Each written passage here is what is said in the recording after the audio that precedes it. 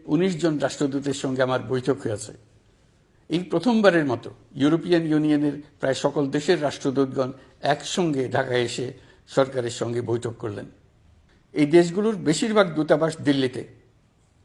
তারা অনেকেই আগে কোনোদিন ঢাকায় আসেনও। এটি একটি ঐতিহাসিক ঘটনা।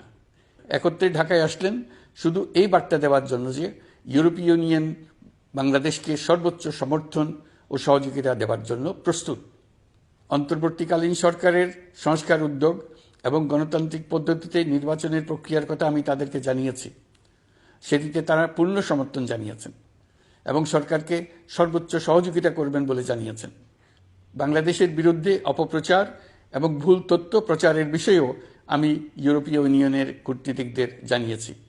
ইউরোপীয় দেশগুলোর মধ্যে যাদের ভিসা অফিস নয়াদিল্লিতে আছে তাদেরকে ঢাকা বা অন্য কোনো প্রতিবেশী দেশে ভিসা অফিস নিয়ে আসার জন্য আমি অনুরোধ করেছি। আমি বলেছি, ইউরোপীয় দেশগুলোর বিশ্ববিদ্যালয়ে ভর্তির জন্য অনেক বাংলাদেশি শিক্ষার্থীর ভিসা পেতে সমস্যা হয়। তারা যদি ভিসা সেন্টার ঢাকায় নিয়ে আসেন তাহলে আমাদের ছেলে মেয়েদের ভোগান্তি কমে যাবে। এছাড়া অর্থনৈতিক ও সামাজিক ক্ষেত্রে তাদের সহযোগিতার মাত্রা বাড়ানোর বিষয়ে আমি আলাপ করেছি। বিশ্বব্যাংক সহ অন্যান্য সকল দাতা প্রতিষ্ঠানসমূহের কাছে আমাদের অর্থনীতির ভবিষ্যৎ সম্বন্ধে আস্থা প্রতিষ্ঠিত করতে অন্তর্বর্তীকালীন সরকার সক্ষম হয়েছে। তারা নতুন উদ্যোগে এবং নতুন উৎসাহে আমাদের সঙ্গে নতুন আর্থিক সম্পর্ক গড়ে তুলতে এগিয়ে এসছে। অর্থনীতির সাফল্যের ব্যাপারে দেশে এবং বিদেশে আস্থার সৃষ্টি হয়েছে। অন্তর্বর্তী সরকার যখন দায়িত্ব গ্রহণ করে অর্থনীতি তখন ভেঙে পড়ার অবস্থায়।